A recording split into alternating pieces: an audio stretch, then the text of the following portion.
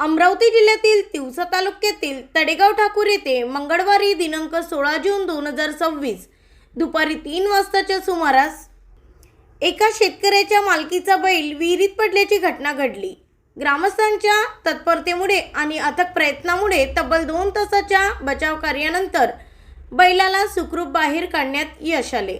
प्राप्त माहितीनुसार उमेश उमप यांचे शेत वाईदार शेतकरी दादाराव घोरमाडे यांच्या मालकीची बैलजोडी रखवालदार परेश उईके ही विहिरीजवळील टाकीवर पाणी पिण्यासाठी घेऊन गेले होते।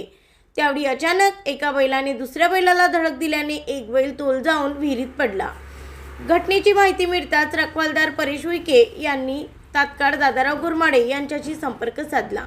त्यानंतर घोरमाडे यांनी गावातील नागरिकांना सोबत घेऊन घटनास्थळी धाव घेतली। गावातील पोलीस पाटील किशोर दिवे यांनी तात्काळ ट्रॅक्टरची व्यवस्था करून मदतीचा हात पुढे केला।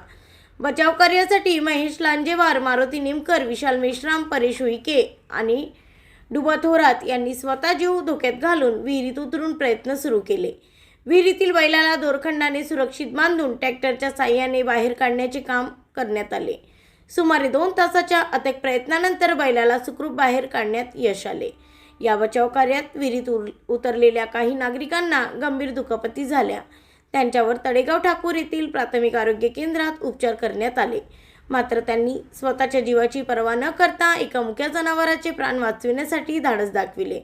विहिरीत पडलेल्या बैलाला किरकोळ दुखापत झाली असून पशुवैद्यकीय अधिकारी डॉक्टर विशाल महल्ले यांनी शेतात जाऊन जखमी बैलावर उपचार केले। सध्या बैलाची प्रकृती स्थिर असल्याची माहिती मिळाली आहे।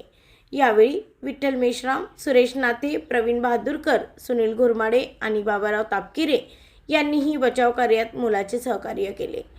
खरीप हंगामाच्या तोंडावर बैलासारखे महत्त्वाचे शेतीचे साधन वाचल्याने शेतकरी दादाराव घोरमाडे यांचे मोठे संकट टळले असून ग्रामस्थांच्या एकजुटीचे, सामाजिक बांधिलकीचे व धाडसी वृत्तीचे सर्वत्र कौतुक होत आहे।